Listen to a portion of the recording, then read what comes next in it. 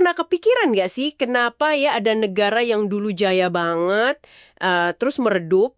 Iya, terus muncul lagi yang baru, menggantikan gitu ya. Nah, kayak ada polanya gitu kan, kayak siklus besar yang terus aja berulang sepanjang sejarah. Hari ini kita coba bedah deh gagasan ini. Sip.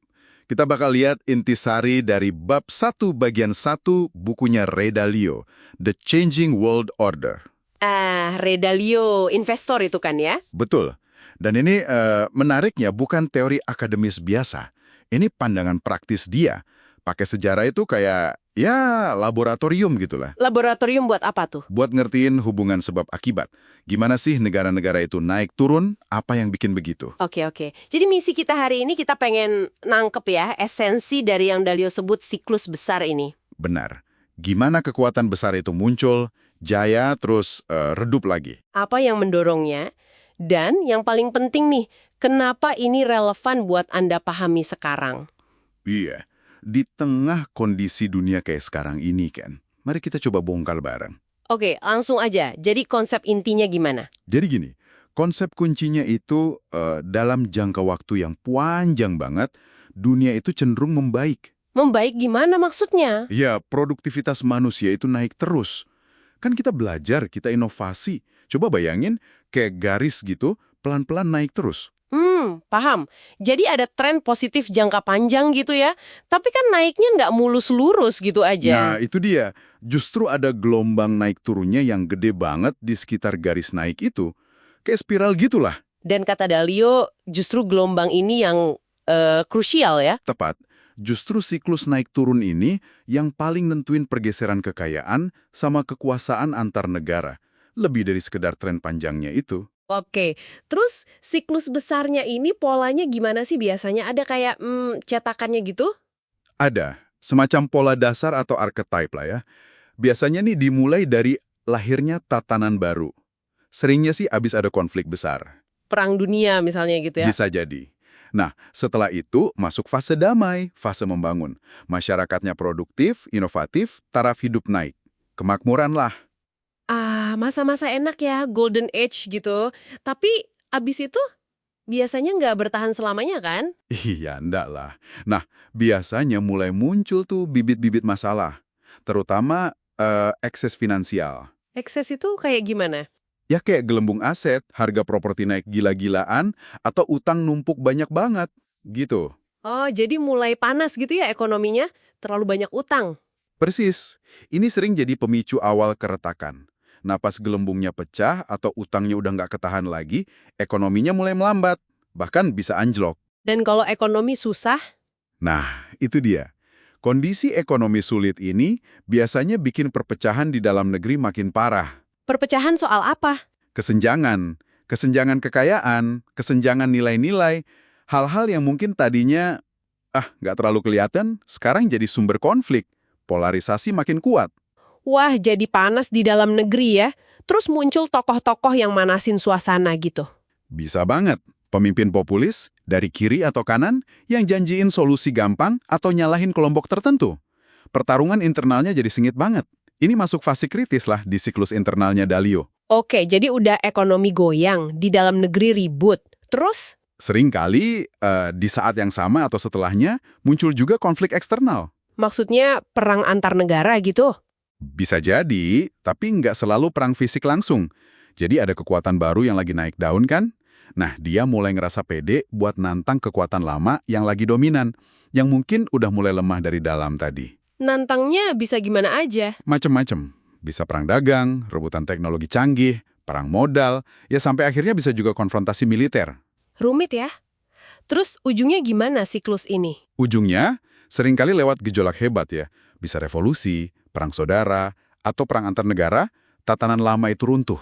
Terus, pemenangnya bangun lagi tatanan dunia baru. Dan siklusnya mulai lagi dari awal, gitu terus? Kurang lebih gitu polanya. Dalio nemuin ini bukan dari 1-2 kasus saja, tapi ya itu, dia pelajari banyak banget kerajaan, negara sepanjang sejarah. Kayak dokter pelajari banyak pasien gitu. Menarik. Dan dampaknya ini berarti nggak cuma soal negara mana yang lagi megang kendali ya? Saksi buat cadangan devisa, reserve currency itu bisa ganti-ganti, tergantung siapa yang lagi kuat. Ngaruh ke pasar saham juga dong. Jelas, pasar keuangan, stabilitas sosial, bahkan ya hidup kita sehari-hari juga kena imbasnya. Oke, oke. Kalau gitu apa sih mesin utama yang bikin siklus ini gerak? Tadi kan disebut ada beberapa ya. Galileo identifikasi banyak, tapi di ringkasan ini ada 3 yang fundamental banget dan saling kait-mengkait. Apa aja tuh? Yang pertama, dan ini sering jadi intinya, itu soal uang, kredit, sama utang. Ada siklus utang jangka panjang. Siklus utang. Maksudnya? Dimulai pas utang masih rendah, gampang dapat kredit. Terus utang tumbuh cepat banget. Sering lebih cepat dari ekonomi realnya. Sampai akhirnya, Jenuh itu pas udah nggak bisa bayar lagi gitu. Atau gimana? ya pas beban utangnya udah keberatan banget. Bank sentral juga udah bingung mau ngapain lagi buat dorong ekonomi pakai cara biasa, udah mentok. Terus kalau udah mentok gitu, apa yang terjadi? Nah, di ujung siklus utang ini, seringnya ada restrukturisasi utang gede-gedean. Aturan main utangnya diubah paksa. Atau nilai mata uangnya diturunin drastis, didevaluasi. Wah, itu kan sakit banget ya kedengerannya. Banget. Makanya ini penting Anda perhatiin. Bisa ngaruh langsung ke nilai tabungan Anda atau biaya pinjaman Anda nanti. Oke, itu yang pertama, siklus utang. Yang kedua tadi apa? Konflik internal, Ini bukan cuma debat capres gitu kan ya? jauh lebih dalam. Ini soal perpecahan di masyarakat yang udah fundamental. Akibat apa? Ya kesenjangan ekonomi yang parah banget, perbedaan nilai yang udah nggak ketemu, rasa nggak adil yang meluas. Dan ekonomi sulit bikin makin parah. Betul. Itu kayak bensinnya. Bikin polarisasi makin gila-gilaan. Pertarungan politiknya jadi keras banget. Nggak mau kompromi. Oke. Terus yang ketiga? Konflik eksternal. Yaitu Gabi, pertarungan antar negara buat rebutan pengaruh, sumber daya, yang bisa panas jadi perang macam-macam bentuknya. Jadi 3 itu ya. Utang, konflik dalam negeri, konflik luar negeri. Saling terkait semua. Iya, saling mempengaruhi. Nah, kenapa sih kita perlu repot-repot belajar pola dari masa lalu ini? Kenapa tuh? Karena siklus besar ini waktunya panjang banget. Sering lebih panjang dari umur kita satu generasi. Jadi pengalaman pribadi kita aja nggak cukup ya buat ngertiin ini? Nggak cukup. Kita mungkin belum pernah ngerasain depresi ekonomi kayak tahun 1930-an kan.